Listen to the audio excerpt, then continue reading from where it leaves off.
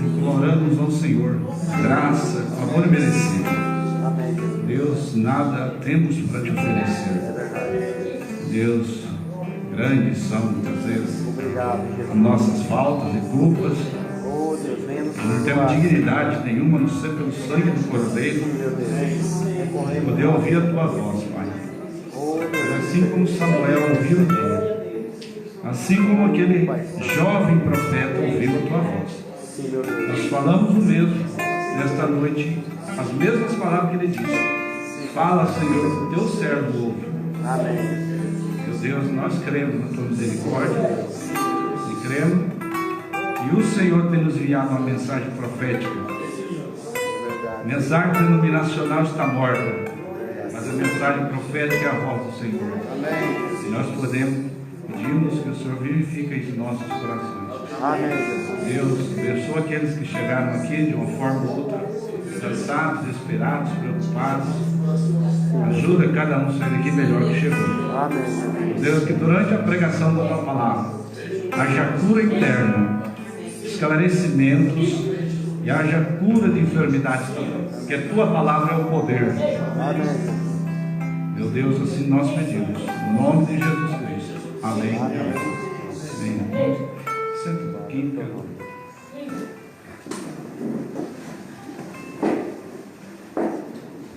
Eu quero deixar endireitado algo aqui.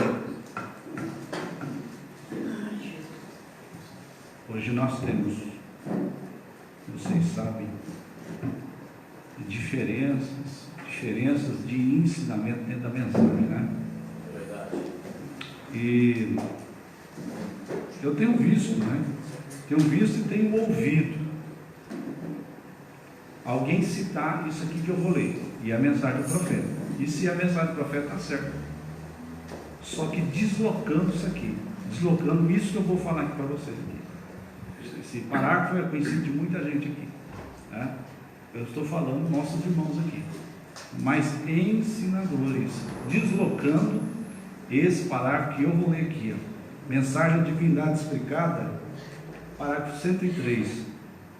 Agora eu disse ao irmão Slim, para o irmão Ness, para responder a sua pergunta, eu disse: agora eu não tomo nenhum dos dois lados com vocês, irmãos. E eu sei que enquanto vocês discutem, ambos estão errados. Está vendo? Porque eu preferiria estar errado em minha doutrina e correto em meu coração, amém, do que estar certo em minha doutrina e errado em meu coração. Do que estar certo em minha doutrina e errado em meu coração. Está vendo? Eu disse, afinal de contas, é a condição do meu coração. Amém. Bom, eu tenho visto e ouvido ensinadores pegar justamente isso aqui para justificar o não ensinamento do sétimo selo. É verdade. Eu tenho visto homens com rebanhos, né? Eu não falo homem, que eu não estou aqui para denegrir ninguém. Isso não é o espírito correto. Eu estou afirmando isso para a igreja local onde eu sou pastor. Amém, Jesus. Então eu preferi estar certo em meu coração e às vezes errado em a doutrina. E que tal se estar certo nas duas coisas? Amém. E se sabe, irmão, deixa eu falar uma coisa para você. Por que o irmão Branda citou isso aqui? Porque se ele estiver certo em seu coração, em seu espírito, a doutrina correta chegará. Amém. É verdade. Mas o grande problema é que a pessoa já está errada no espírito e errada na doutrina. Aí fica fácil pegar um paraquedas e empurrar. E uma outra coisa que eu gostaria de esclarecer para a igreja,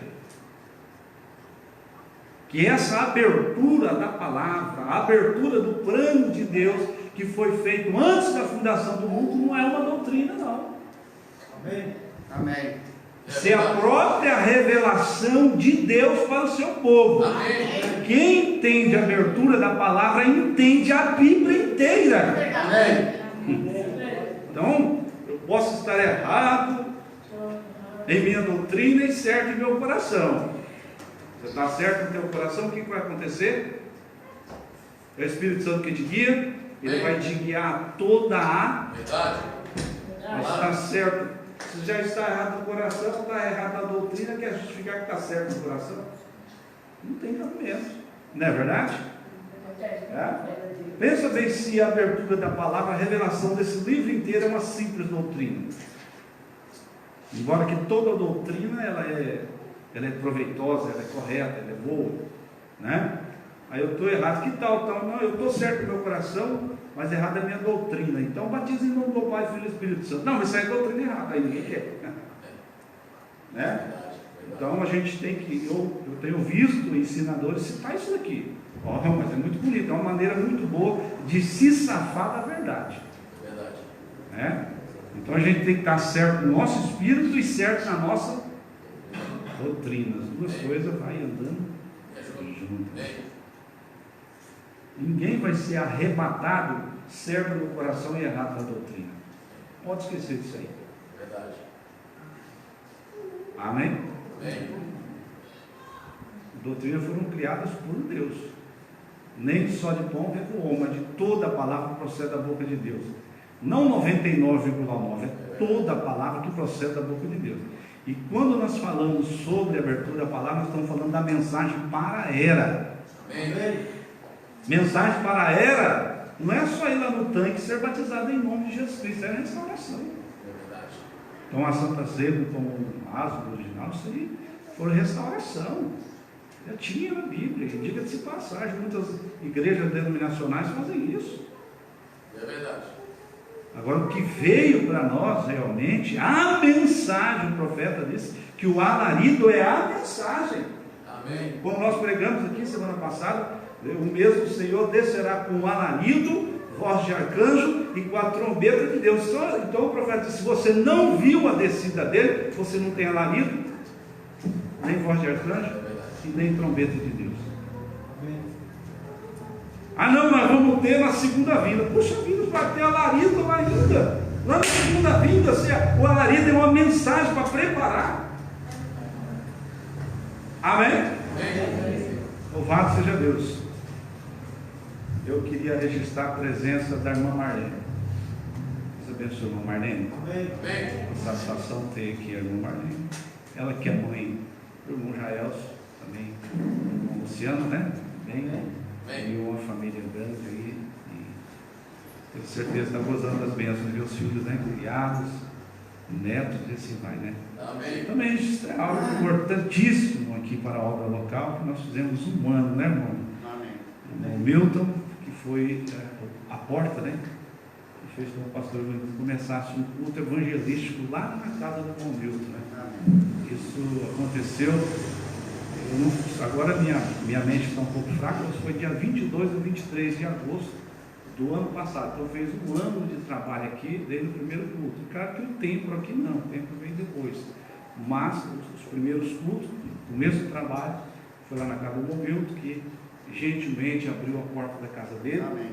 E nós tivemos lá o primeiro culto, e para mim foi uma satisfação muito grande, né? Estamos completando aí um ano de trabalho, e Deus tem acrescentado, nós na nossa humildade aqui, local, Deus tem acrescentado as almas, tem acrescentado fé, conhecimento para nós. Né? Amém. Então eu creio que isso é uma grande alegria. Amém? Amém. Queria dizer também, o irmão Jaelson disponibilizou a chácara dele de segunda-feira, que é um almoço, a chácara dele, né? E quem desejar ir, né, leva alguma coisinha, né? Lá na Indiana, depois você pega o endereço. Quem desejar ir, é na segunda-feira, um almoço, né? E quem não puder ir, depois a gente conversa. Nós não temos carro, né? A gente conversa, porque somente os irmãos na área do Chavão, Morada do Sol, então ali de repente a gente faz uma outra coisinha diferente ali, né? Mas é um convite, né, irmão Gerson? E da parte dele, da irmã Celina, sua esposa, disponibilizou. O irmão não está alugando nada aqui na cidade, porque os proprietários de imóveis, claro, estão certos, tem medo de alugar, de repente uma vigilância, alguma coisa entrar ali, interditar o local e fazer multas, né? Porque não pode, né? Estar aglomerando aí e tudo mais, né? Amém? Amém. Mas fica dessa forma. Depois, se alguém interessar aí, conversa comigo, conversa com o Jaelson, detalhes sobre isso, nós vamos lá. É um lugar muito gostoso, preparado por Deus para a família, e ele quis estender um pouquinho isso aí para quem quiser desejar estar mais. Amém? Amém. Então, tá bom. Então agora vamos diretamente tomar a Bíblia. Eu tinha como plano, né? Cheguei até a dizer para alguns irmãos de ter um evento aqui, justamente nessa data que nós estamos. Mas infelizmente não temos como alugar um local para que se faça isso. Não temos, nunca foi feito, já visto, não temos, né? Não tem como. Não mesmo saber de lugar, mas o pessoal não querem alugar. Estão certos também. Amém? E segunda-feira, queridos irmãos, não é essa segunda manhã, né? Na outra, na dia 7, é um feriado. Se você não quiser ficar na tua casa, né? A gente fica bem distanciado um do outro assim. Amém? Amém. Ninguém pega coronavírus, né? É distanciamento, né? Máscara, essas coisas todas aí. Pelo menos é o que as autoridades falam, né? Embora que outras autoridades dizem que a maioria vai pegar. E eu creio nisso, que a maioria já pegou, já até sarou. Graças a Deus. Já pegou, já sarou, já está bem, já está sentindo cheiro. Eu mesmo sou um. Eu também. Eu estou sentindo cheiro. Com isso está falando, se o pastor só pegou, pegou. Nem sabia que era, pensei que era uma gripe, ficou uns 3 dias sem cheirar, não tinha paladar, mas depois de 3 dias estava comendo feijão doce, estava tudo certo. Aí você já faz um mês, né? Graças a Deus. Não tem mais isso aqui não, senão não podia nem estar aqui, né? Amém? Nem amém, né? Certo? Graças a Deus. Gênesis capítulo 6. Gênesis capítulo 6. Não precisa sair correndo, né? Meu Deus do céu, vai sair correndo aqui, pastor. Não precisa ter medo, não. Eles têm as pessoas assintomáticas, como é que fala o nome aí? Esse nome complicado, como é que é? Assintomáticas, alguma coisa assim. Nem, tem das que pega que nem viu que tinha, porque não apresenta sintomas. Não apresenta sintomas. Já pegou, já foi curado, né? Foi picado de escorpião. Está picado. Mas cumpriu a Bíblia. Eu estava na firma. Vem aqui. Eu estava na firma e o setor lá é oficina, né?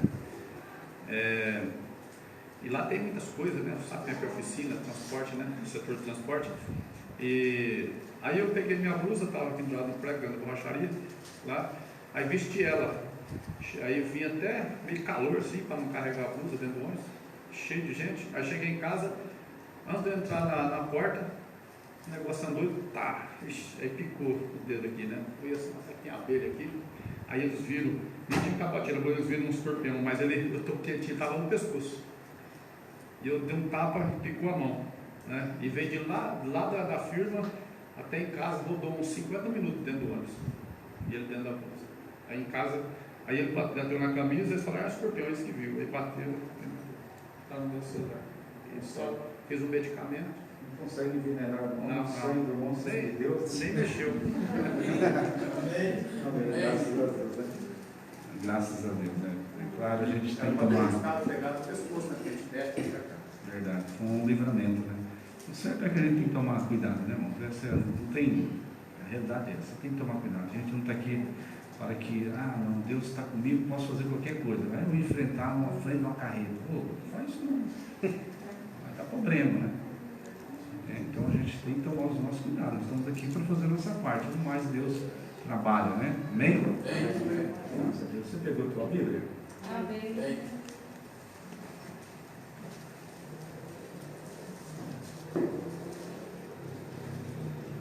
Gênesis capítulo 6, versículo 8 em diante. Quantos já leram esta mensagem aqui, a arca? Quantos já leram esta mensagem? Quantas arcas que o Mombrana fala aqui? Não lembra? O Mombrana fala de 4 arcas. Amém. Nós vamos falar sobre essas 4 arcas hoje. Então vai trabalhando a mente aí, né? Amém. 4? Eu só lembro de uma. Como é que é isso? Vai trabalhando aí, vai lembrando que você vai. Posso ler?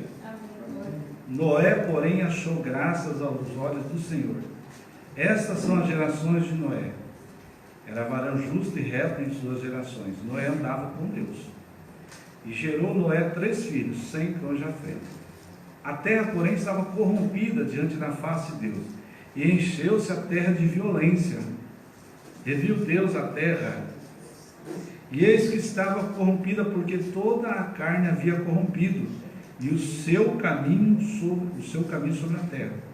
Então disse Deus a Noé: o fim de toda a carne é vindo perante minha face, porque a terra está cheia de violência, e eis que eu desfarei com a terra.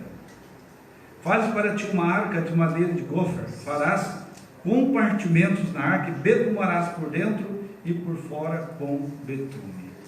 Nosso Deus é presente no mesmo. Amém. Graças a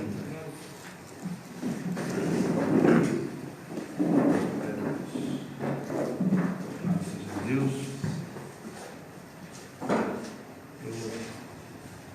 Essa mensagem ela foi pregada, para vocês terem uma ideia, no ano de 1955. Quem não leu essa mensagem, leia. É uma mensagem tremenda. Embora é um título difícil de conseguir.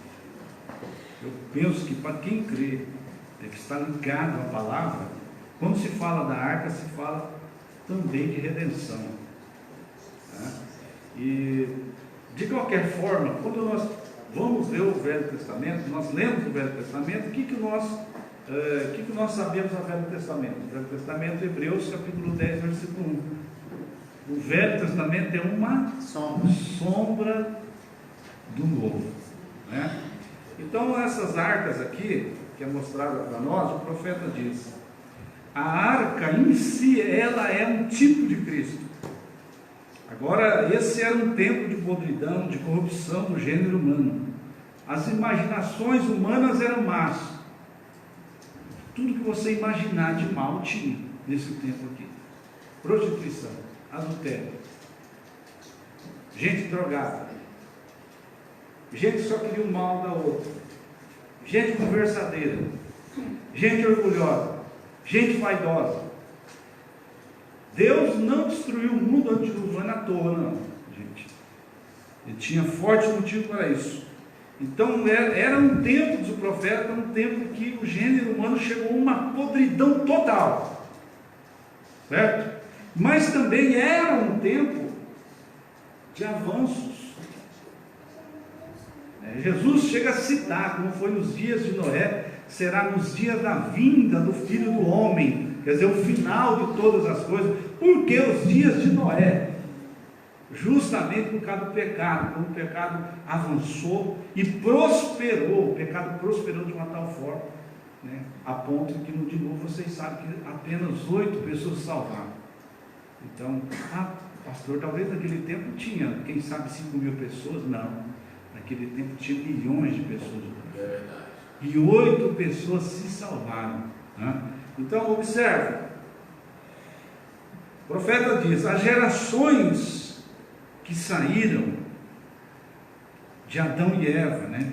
E o profeta chega a dizer que os historiadores chegam a dizer, né? Os historiadores, que Adão e Eva tiveram cerca de 70 filhos, entre meninos e meninas. Aí você pode dizer, mas como isso é possível? Uma primeira coisa que nós vamos lembrar é que eles não viviam somente esse tempo de vida que nós vivemos hoje, né? Quantos anos viveu Adão? Mais de 500. Eva, e assim vai, né? Então eles viviam muito mais. Para você ter uma ideia, qual foi o tempo da pregação de Noé? Alguém sabe dizer? 120 anos o profeta disse. Esse era um tempo de uma geração. Hoje nós contamos uma geração entre 40 a 50 anos, mas naquele tempo uma geração era 120 anos. Durava 120 anos. Hoje o homem não dura 120 anos. Então foi um tempo de grande multiplicação em cima da face da terra, edificações, construções, veja, grandes edifícios e avanço da ciência. O irmão Branham, ele cita algo para nós, que as pessoas vinham até Noé e diziam: você é louco da cabeça, não vai chover. Deus diz para você que vai chover, e você começa a construir uma arca. Não vai chover. Por que não vai chover? Porque desde a existência humana nunca havia chovido. A chuva não era ali de 100 anos para cá, não. Nunca tinha chovido. É só você ler a tua Bíblia, você vai ver como é que a terra É verdade. nunca havia chovido. Então como é que ia chover agora? Por que chover agora? Veja. Agora o profeta diz: ministro nos seus púlpitos hoje usam suas forças para mostrar que nós estamos em um marco miliário. Você sabe o que é um marco miliário? É como junções do tempo. Chega num determinado ponto, acontecimentos, viradas de ano, acontecimentos realmente que abalam. Quando chegou o tempo do dilúvio, aquilo foi um marco miliário. E o profeta diz: nesse tempo que nós estamos, nós chegamos a um marco miliário. É o fim de todas as coisas. Porque as profecias falam isso. O zodíaco fala sobre isso. A pirâmide fala sobre isso. Estudamos esse dia atrás, né? Então tudo aponta para o seu fim. Veja, essa é a coisa. Então nós temos aí essas 3 Bíblias, podemos acrescentar 4ª Bíblia, né? Desculpem, essas arcas, que nós observamos que elas, no seu tempo, trouxe também um marco miliário. E volto a dizer, as 3 Bíblias mostram o final para nós. Como foi nos dias de Noé, o que as pessoas faziam.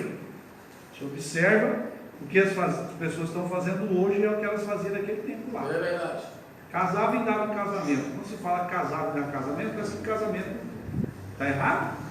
Não, o casamento não está errado. Quando casavam-se, depois dá esse casamento, descasa, casa com o outro, descasa, casa com o outro, descasa, casa com o outro. É que nossa irmã Marlene pergunta quantos anos ela tem de casar. Guardando no Senhor. Quantas pessoas hoje, jovens, casadas, na mensagem, que tem casamento estrondoso, com a gastação de dinheiro, com ostentações, às vezes famílias até pobres, sem poder para casamento durar um ano no gasto. Dentro da mensagem. Perderam totalmente o temor de Deus. Então nós estamos nesse tempo. Eu não estou falando das pessoas do mundo, não.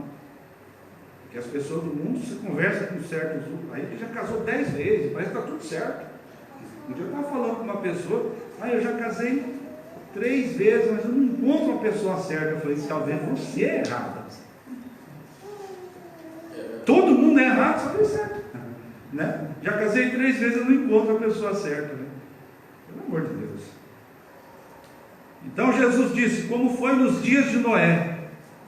Observe, veja as profecias, veja uma das características também, nesse tempo dos dias de Noé, era cegueira.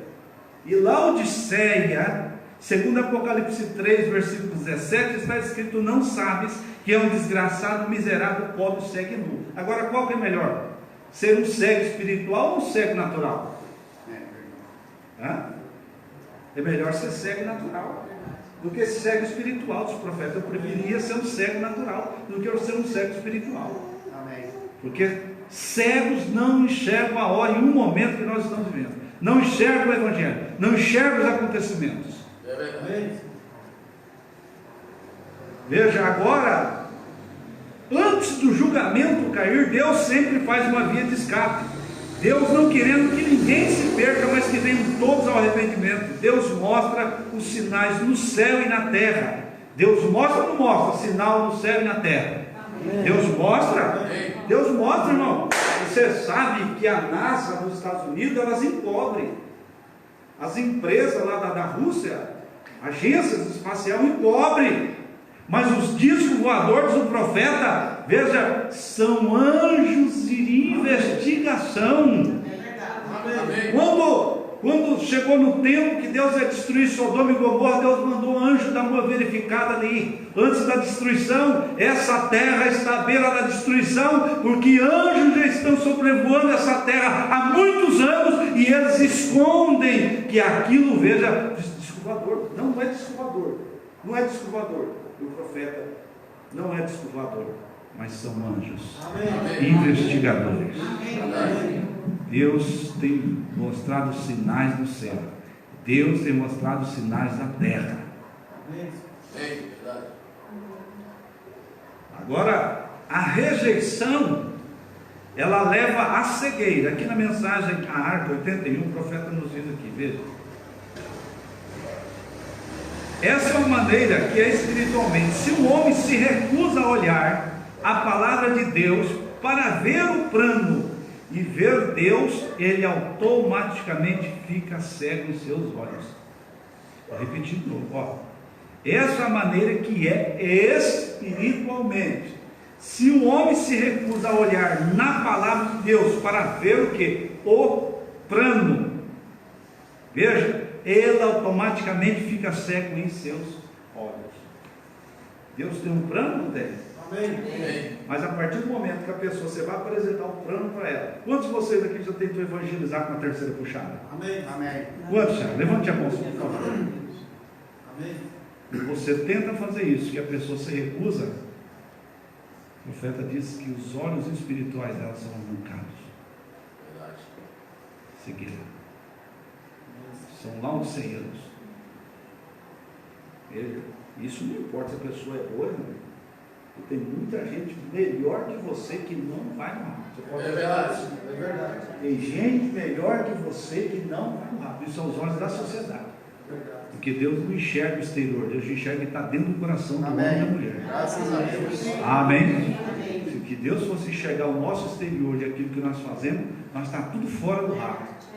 Mas aquele profeta foi lá para ungir um rei, olhou o rapaz bonito, alto, falou, esse aqui. Deus falou, não. Aí outro, vai Samuel. Não, esse aqui, também não, Samuel. Vai lá no campo. Quando ele vai lá no campo, ele encontra o mais baixinho de tudo, mais ruivinho, mais magrelinho. É esse daí. Amém. A coroa ficaria muito bem na cabeça de um grandão, porque Saul era grandão. A Bíblia diz que Saul excedia aos ombros de todos os homens de Israel. Por isso que eles escolheram um homem grandão, falava bonito. Esse vai dar um rei de primeira. Olha só que maravilha. Mas Deus não vê o exterior. É verdade. Deus vê o que está lá dentro do interior do homem e da mulher. Veja. Então agora nós vamos aqui. A primeira arca. A primeira arca nós temos a de Noé. Então essa arca, o projeto veio da onde? O projeto veio do céu. Então essa, antes do dilúvio, Deus então chama Noé e diz, Noé, vou fazer uma arca para salvação. sua e da sua família. Vamos fazer uma árvore. E agora, você já pensou, Senhor, mas só eu, minha família, eu nunca construí nada. Para começar, eu sou agricultor. E só eu, Senhor, você. Ele não pôs para discutir, não falou nada disso. Não, faço o que o Senhor mandar, eu faço. Essa é a coisa. Veja, nós não discutimos acerca da palavra de Deus. Que Deus falou, acabou. Amém.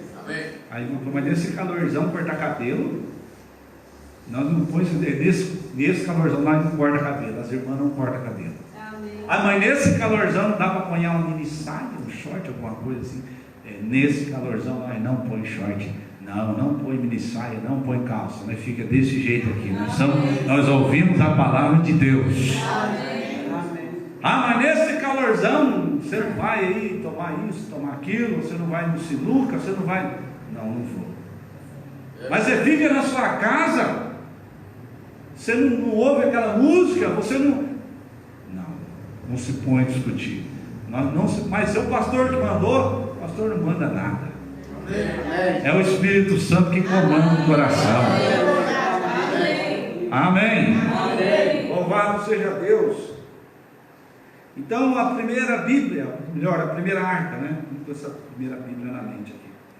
O profeta diz: cada uma dessas arcas reúne o povo em redor dessa arca para a reconciliação com Deus. Então essa arca feita por Noé, o material principal era madeira. Só que Deus não escolheu madeira dura. Deus não escolheu, não escolhe a peroba.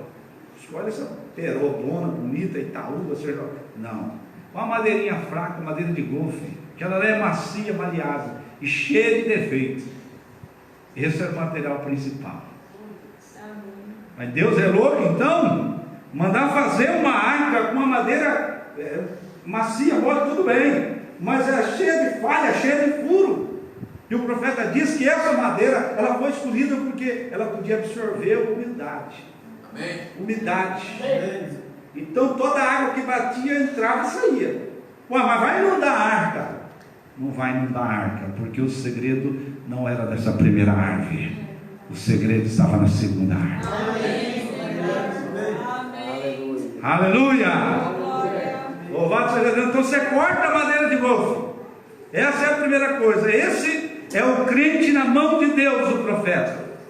Veja, se cortado da árvore da sua justiça própria, ele se torna maleável. Quando nós somos cortados da nossa justiça própria, nós se tornamos maleável. Veja, um crente não se agita com ventos de doutrina. Veja, ele se encaixa bem sempre com a palavra.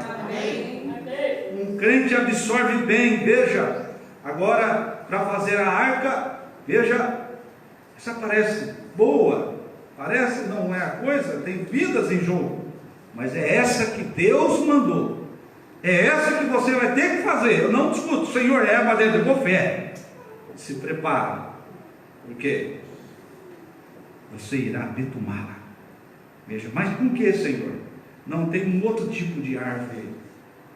Você vai nesse outro tipo de árvore e você corta essa árvore e você bate nessa árvore e você põe no fogo essa árvore. Então da outra árvore, Noé ia lá, a cortava, tirava aquele betume, veja, batia aquilo e esquentava, e tinha que ser quente, porque frio não absorvia.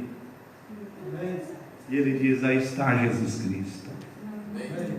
Veja, ali no Calvário, louvado seja Deus, foi batido, foi cortado do nosso meio, foi na fornalha do sofrimento, foi fervido. Veja, mas ele sim, ele pode entrar no crente, um crente cheio de falha, porque essa madeira de golfe era cheia de falha, mas quando esse betume que saía da outra árvore encaixava na outra, ela ficava revestida por dentro e por fora. Amém. Glória a Deus. Louvado seja Deus. Amém. Aí está, por isso Deus disse: você terá que betumá-la por dentro e por fora. Sem betume ela afunda. O crente sem o Espírito Santo, veja, ele afunda. É verdade. Veja, Essa é a coisa. Senhor, da onde vem esse betume? É da outra árvore. Você trabalhará para isso. Ó, que coisa! Como ele foi cortado no nosso meio, como ele foi talhado, quando ele foi levado na fornalha do sofrimento, mas ao ser levado na fornalha do sofrimento, veja, aquele Espírito pode ser derramado sobre o seu povo. Veja, derramado quente. Veja aí o que ele diz, o profeta, do que nós precisamos é de reuniões ardentes do Espírito Santo. Amém. Não frieza. Você vai num culto, você não vê um glória a Deus, você não vê um povo entusiasmado com a palavra, não há fogo. Veja, o Espírito Santo não batiza ninguém. Mas quando você vai em uma reunião onde as pessoas então estão interessadas, elas podem dizer um glória a Deus com a alma. Veja, o Espírito Santo está ali, pode batizar, pode entrar num homem, numa mulher, num jovem cheio de falha e transformar em algo na mão de Deus. Louvado seja Deus. Aleluia. E aquilo selava por dentro e por fora. Veja, aquela madeira de bufo, veja, que era esponjosa, cheia de falha. Oh, mas quando aquele betume era aplicado, aquilo não ficava um pequeno buraquinho. Oh, que coisa! Como Deus toma o homem cheio de falha e o sela até não ter mais lugar para o pecado. Oh, que coisa! Toda a Bíblia é Cristo. Amém. Toda a Bíblia é Cristo. Aí você vai vendo o Gênesis, vai vendo o livro de Êxodo, todos, você encontra Jesus Cristo, você encontra a pessoa dele ali, você vai encontrar você, mas você encontra a pessoa de Jesus Cristo, você se encontra cheio de falha, mas você encontra ele também, que cobre as suas falhas. E o profeta diz, a partir do momento que ele derramou no Calvário, ele criou uma base, veja, ele criou algo, veja, entre o homem, veja aí o pecado, ele aplica o seu sangue, e Deus não vê suas falhas. Amém. Graças a Deus por isso. Oh, que coisa! Isso deveria fazer a igreja ferver. A palavra betumar significa espiar, fazer reparação. Oh. Eu estava por fora, não entrava para dentro, ou o que estava para fora não entrava para dentro. O julgamento, veja, as águas, o sangue hoje faz isso. Entre nós, o julgamento do mundo está o sangue. Como aquela velha resina conservou aquilo há mais de 4.000 anos. Sim, a arca, quando foi encontrada, estava em perfeito estado. Em parte dela estava em perfeito estado ainda. Foi encontrada no Monte Ararat. Veja quantos anos atrás. O Mondana chega a falar 6.000 anos, mas eu fiz uma outra conta, porque da criação do homem até o dilúvio são 2.000 anos. Do dilúvio até Cristo são 2.000 anos, e de Cristo até agora 2.000 anos. Então há 4.000 anos atrás, quando se encontraram o restolho da arca, aquilo permanecia. Amém. Que coisa! E aí você afunda um navio como o Titanic, ou foi afundado, e há 100 anos atrás está tudo desmanchado, e era de ferro, era a pintura do homem. Eles ponharam tudo que é tipo de produto, mas aquilo está apodrecido. E uma arca de madeira, veja, que foi resinada por um agricultor, sem o projeto humano, continua com pedaços inteiros ainda. Amém. Veja, que coisa! Como aquela resina conservou. Noé entrou ali e ficou protegido até o julgamento passar. Agora presta atenção, 3 compartimentos tinha a arca. Veja, justificação, santificação e batismo do Espírito Santo. Esses 3 compartimentos Deus disse para Noé fazer. Veja, a arca preparada pelas mãos, veja, de um homem agricultor. Quando nós falamos em arca, nós podemos lembrar qual foi o dia que Noé e sua família entrou na arca. No dia 10 de maio, Noé entrou na arca. Veja, guarda esse número 10. E quando se fala de 10 para nós, o que nós lembramos? Apocalipse 10. Mas a Bíblia diz que ele entrou no dia 10 de maio. Mas demorou o quê? Quantos dias para cair esse água? 7 dias. 7 dias demorou para cair água. Ele entra no dia 10. Mas depois de 7 dias apenas que começa a cair água. Veja, Apocalipse 10, descida do anjo forte. Mas Apocalipse 10, 7, o anjo forte entrega para o mensageiro a mensagem da terra. Amém. Veja. Sabe que aqui tem uma coisa, tem um mistério aqui. Porque enquanto Noé estava naquela arca, do 10º dia de maio em diante, ninguém mais poderia se salvar. Ninguém mais. Porque quando Noé entrou, não foi ele que fechou a porta. Amém. Amém. A porta foi fechada por Deus. Amém, Senhor. E nesses 7 dias, muita gente já fazia tirar sarro.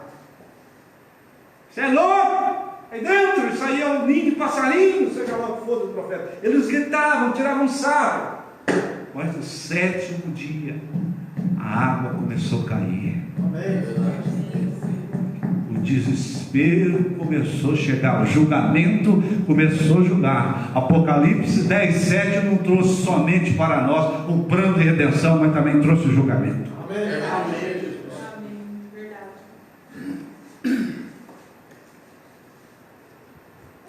Quero ler essa mensagem, almas que estão em prisão agora. A Índio Mombrana fala algo para nós aqui. Diz que é bom crer na verdade, é bom ser revelado. Quem é revelado não se engana, é verdade? Amém? Amém. Louvado seja Deus. O parágrafo 283, o profeta nos diz aqui, veja, mensagem: almas que estão em prisão agora. O ministério de Noé, todos os ministérios fizeram o mesmo. Noé pregou isso mesmo, ele entrou na arca. E quando ele entrou na arca, houve 7 dias que nada aconteceu. Seu testemunho pregou aos condenados. Sodoma e Gomorra se referiu a ambos como no futuro, antes da vinda do Filho do Homem. Assim será como nos dias de Noé. Assim será como nos dias de Sodoma. Ele se referiu a Noé. Noé teve 3 puxadas, e a terceira foi para os perdidos, depois que a porta se fechou. Pois Deus deixou estabelecido bem ali, onde ninguém pudesse entrar ou sair. Eles estavam do lado de dentro. Amém. Em outras palavras, você entrou na arca, Amém. você está na terceira puxada. Amém, Senhor. Outros não podem entrar, mas você também não pode sair. Amém? Você não sai. Você está selado. Você é o selo do Espírito Santo.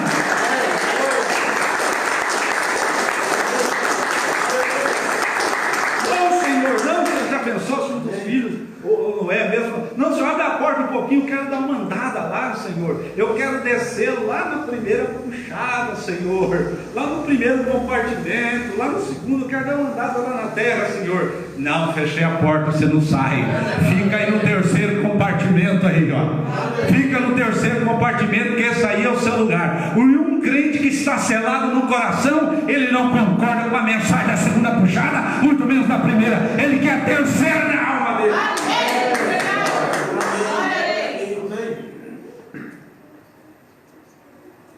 O senhor foi selado há mais de 20 anos. O senhor também não. Amém. O senhor nunca concordou com um alimento fraco. Aleluia. Amém? Amém. O 284. Quero continuar lendo isso aqui. Isso aqui é tremendo. Louvados 284. Ele diz assim. 284 nós já lemos, né? Vamos ao 285. Veja. Eles estavam do lado de dentro, coisa assim, como a 7ª montanha, a montanha mais alta. É ali, ele estabeleceu a arca. A montanha, está vendo? Isso mesmo. Nos dias de Sodoma, a primeira puxada foi nos dias de Ló. E a Bíblia diz que os pecados de Sodoma afligiram a sua alma justa diariamente, o modo que aquelas mulheres atuavam e faziam. Você lembra como foi nos dias de Noé? O que eles estavam fazendo, comendo, bebendo, casando, dando-se em casamento, mulheres, veja. O que foi nos dias de Sodoma, as mulheres? A primeira mensagem foi Ló. Eles o trataram com o máximo de desprezo. Então lhe foi enviado outros mensageiros, E eles desceram ali, foi a segunda puxada para eles. Mas olha, para aqueles que foi por último, a cada vez mais misericórdia. Estava tudo terminado então, tudo terminado nesse tempo. Esse terceiro mensageiro que desceu ali, a terceira puxada, o que ele era, que tipo de ministério ele tinha? Ele se sentou com os eleitos e ele disse o que estava sucedendo por trás dele, isso mesmo. Mas quando ele entrou por um momento em Babilônia, em Sodoma, ele desejou entrar, e até mesmo Abraão clamou: se eu pudesse encontrar 50 justos. Como é o seu tempo de intercessão? Intercedeu. Esse é um tempo de intercessão da noiva. Veja, esse, porque nós estamos vendo que a terceira puxada, porque quando nós vemos julgamento, eu creio que um cristão cheio do Espírito Santo, ele começa um processo de intercessão. Amém. Aqui no 347, o profeta diz assim para nós: olha, mas lembre-se, todo esse tempo Noé estava dentro da arca, a noiva está selada por dentro com Cristo, o último membro tem se redimido, o sexto selo tem se produzido, o sétimo selo o traz de volta à terra. O cordeiro veio e tomou o livro dele, se assentou e requereu o que ele possuía, o que ele tinha redimido. Isso mesmo, sempre tem sido essa terceira puxada. 3 é perfeição. O ministério chegou à sua perfeição quando reproduziu a Cristo novamente no natural, entre seres humanos, como foi predito, como foi nos dias de Ló.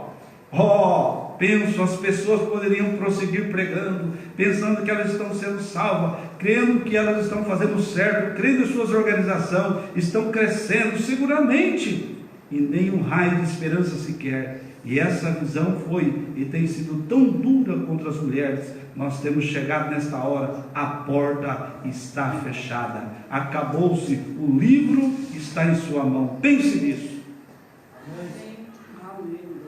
Amém. Você percebeu aqui? O que o nosso profeta fala para nós?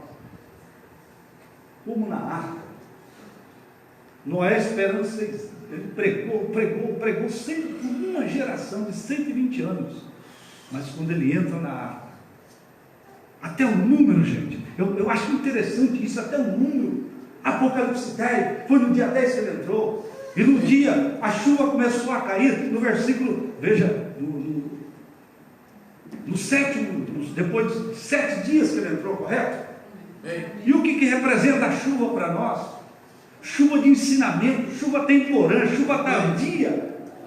Foi nesse tempo, quando Apocalipse 10, 7 se cumpriu, que a chuva começou a cair. Chuva de ensinamento. O que nós temos hoje é chuva de ensinamento da palavra. Chuva temporânea, chuva de poder, chuva de ensinamento.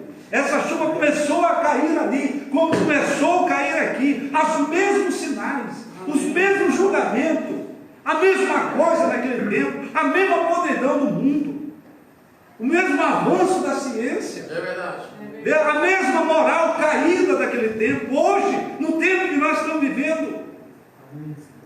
E o profeta vem, eu quero só repetir isso aqui no 347, mas lembre, todo esse tempo Noé esteve dentro da arca, a noiva está selada por dentro com Cristo, o último membro tem se redimido, o sexto selo tem se produzido, o sétimo selo traz de volta a terra. O cordeiro veio e tomou o livro da destra e se assentou e requereu o que ele possuía, o que ele tinha redimido. Isso mesmo, isto tem sempre sido a terceira puxada. Amém. Como o tipo é perfeito, volta a dizer, Hebreus capítulo 10, versículo 1, é tipos. Isso não é o original, porque aquelas pessoas vivendo eram sombra do que viria pela frente, eram tipos. E nessa primeira arca, veja Noé com uma mensagem, um homem simples, mas a porta foi fechada. Agora eu digo uma coisa para você: aonde essa mensagem chegar e as pessoas, veja, recusarem, elas se tornam cegas espiritualmente. É verdade. E então a porta é fechada. E o profeta diz: isso sempre tem sido a terceira puxada a partir do momento que o cordeiro foi lá e tomou o livro da mão. Ele diz: Deus reproduziu em carne humana outra vez. Amém. Veja. Então essa é a primeira arca, com 3 compartimentos, né? Eu gosto disso daqui. Toda a história do mundo, veja. Noé entrou na arca, e aí então as águas começaram a cair, o julgamento começou a cair, mas lá estava ele e sua família. Pai, será que vai aguentar isso aí? O projeto não é meu, é de Deus. É verdade. Fica tranquilo. Será que essa mensagem segura jovem na igreja? Será que essa mensagem segura pai de família, mãe de família na igreja? Veja, a mensagem não é do pastor Ivanildo, não é do irmão Milton Evangelização, não é do irmão Jaelson, não é do Luciano, não é do Adriano. Essa mensagem é do Espírito Santo. Se ela não segura, nada segura.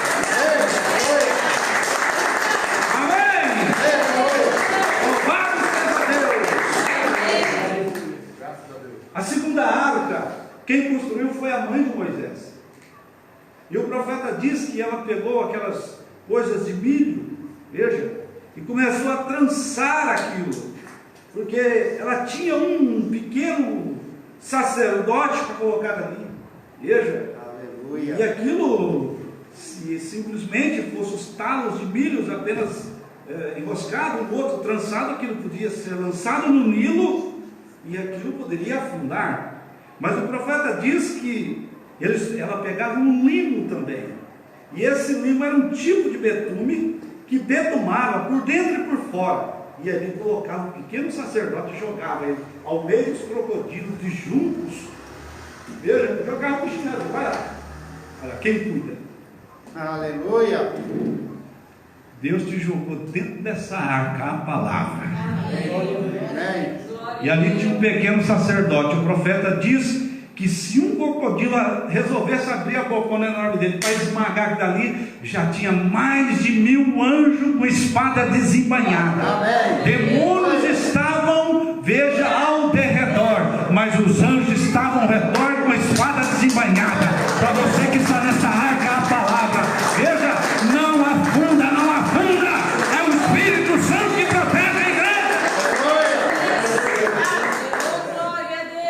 Aí vem um crocodilo que chama nós de dízimo, querendo pagar nós. É ou não é? Já te chamaram de dízimo ou não? Se não te chamaram, vão te chamar. É verdade. Vai, chama a gente de dízimo. O diabo é desse jeito sorrateiro, ele quer envergonhar.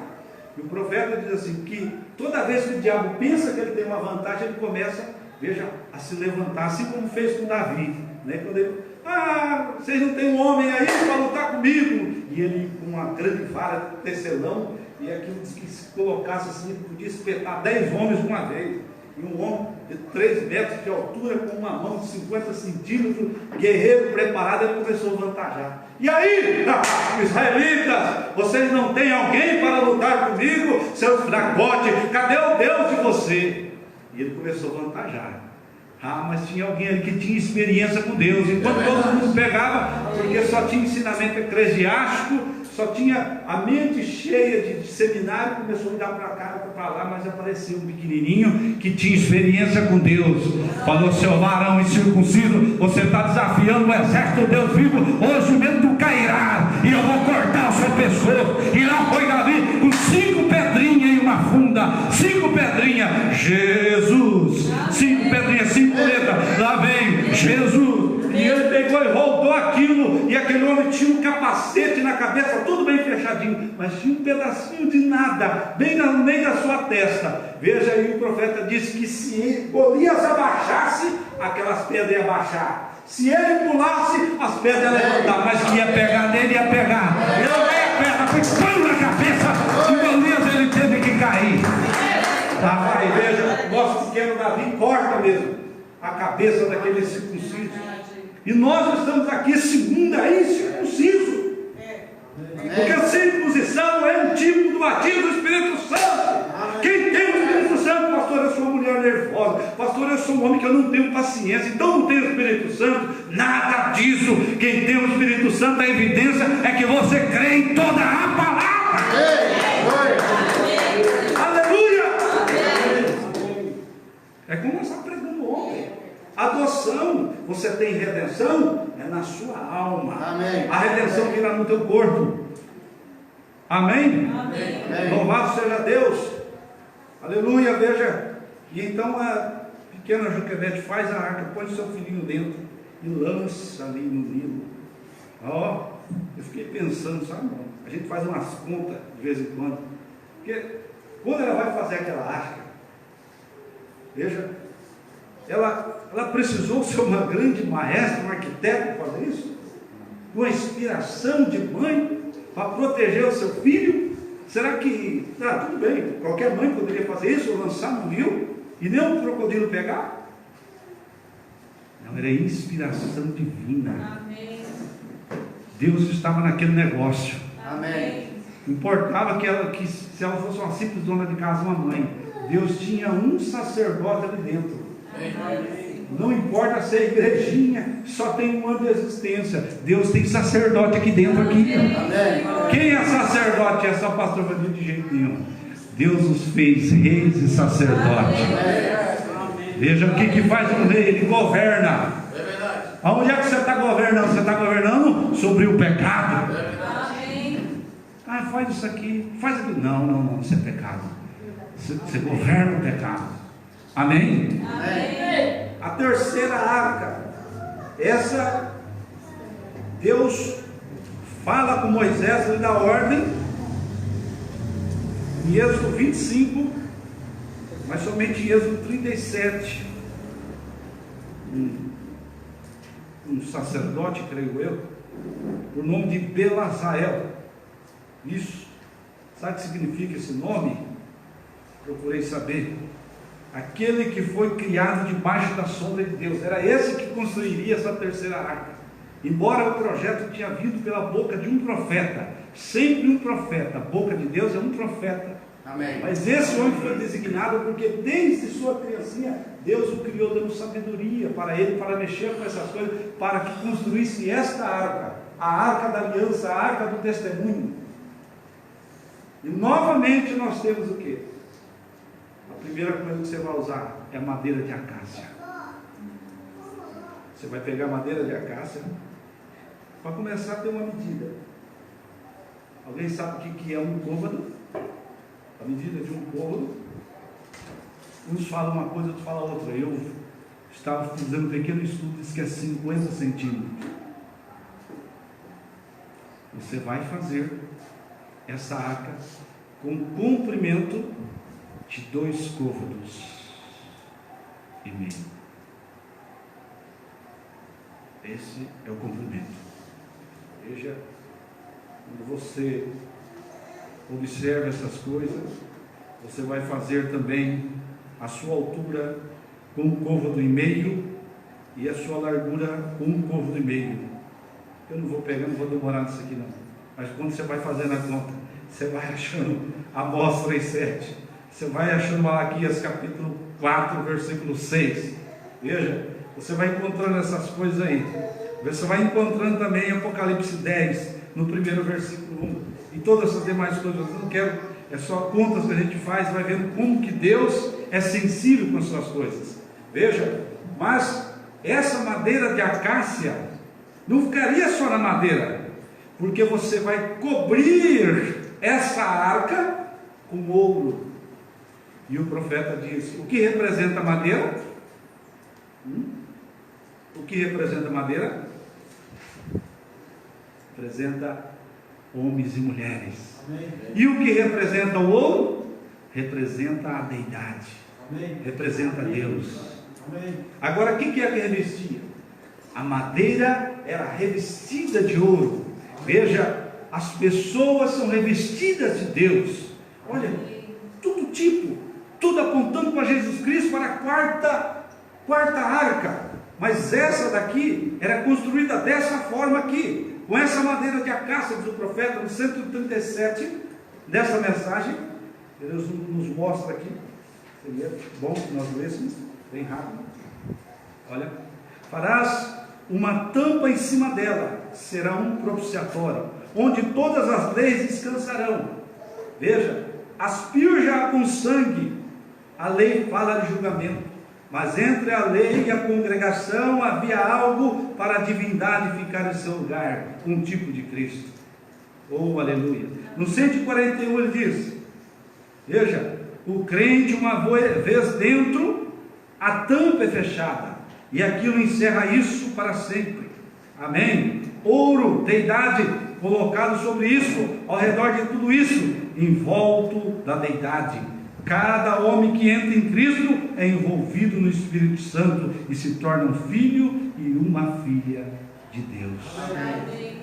Glória a Deus. Amém. Veja, primeira arca feita por Noé, segunda arca feita pela mãe de Moisés e a terceira arca feita por este homem aqui. Deixa eu repetir o nome dele, seria bom.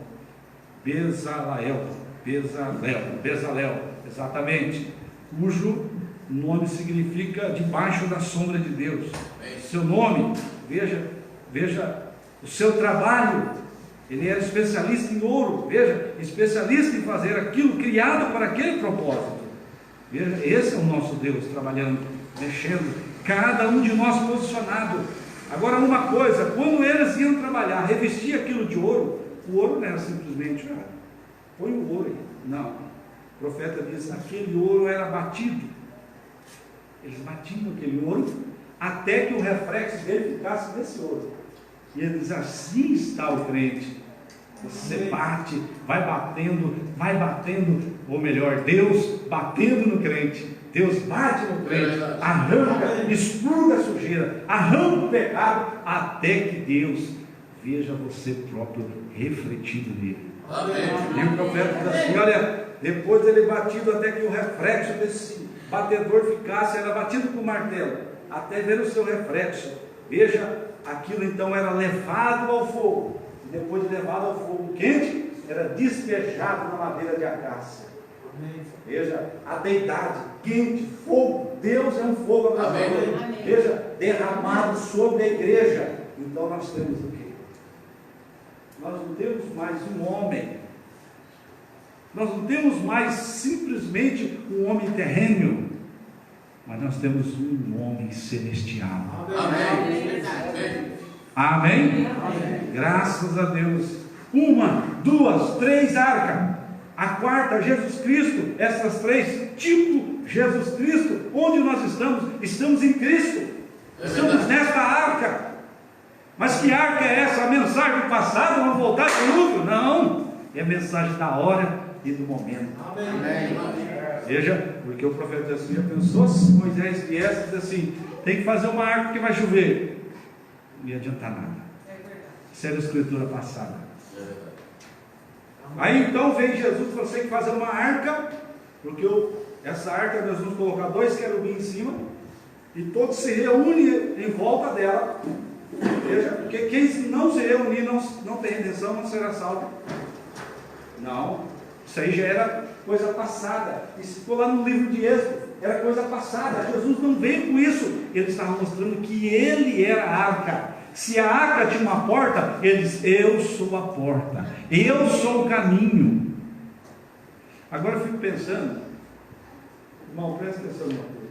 Naquela arca entrava pombinho, não entrava? Entrava lebre, né?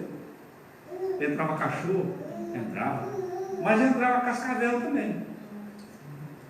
Por que a cascavel ou o leão não avançava por cima da lebre, não avançava por cima do bezerro? Porque na porta, o segredo estava na porta. Ao entrar na porta, eles eram transformados. Amém. Ele é a porta. Quem entra pela porta, você pode ter a natureza de serpente. Você entra, você vira um cordeiro. Amém, Senhor. Amém. Amém? Amém. Louvado seja Deus. Amém. Agora, se Deus fez uma arca para o mundo antediluviano, Ele tem a sua arca hoje. É a palavra, e a palavra é Jesus Cristo. Amém. Vamos ficar de pé. Louvado seja Deus. Almas que estão aqui. 3 puxadas no ministério de Noé. 3 puxadas no ministério de Moisés. 3 puxadas no ministério de irmão Brana. Amém. Amém. Qual puxada você está? Está se arrastando o rudimento ainda? Não conseguiu ver a descida? Não conseguiu ver o alarido? Tá? Então nós medimos a nós mesmos, é verdade? É verdade. Acho que cada um tem que medir a si próprio. Eu que julgo o irmão? Cada um joga. Deus Coríntios 11, cada um julgue a si próprio. Volto a dizer, fora da arca tinha salvação? Não.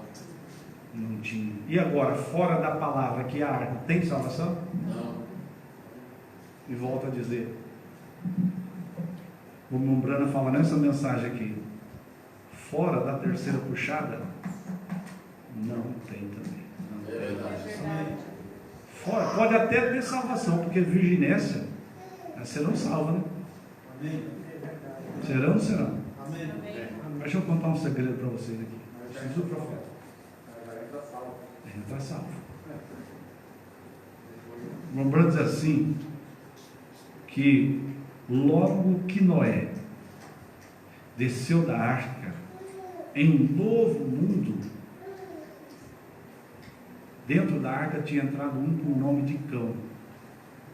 Aquele levou a semente da iniquidade. E o profeta diz que nós entraremos no milênio, no novo mundo, ainda teremos semente de iniquidade.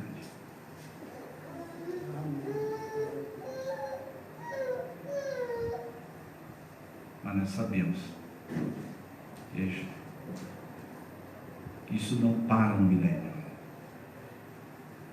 Nós teremos depois uma batalha de glória e glória para entrar na eternidade. Amém. Isso tudo é futuro, eu não vou que. Mas nós teremos, onde, veja, nenhuma semente de iniquidade ficará viva. Agora, mas como? Milênio, o profeta diz que quando Noé desce da arca, junto com a sua família, aquilo é o tipo de início do milênio. Amém? Amém. Graças a Deus. Feche os olhos, bondoso Deus eterno Pai. Amém.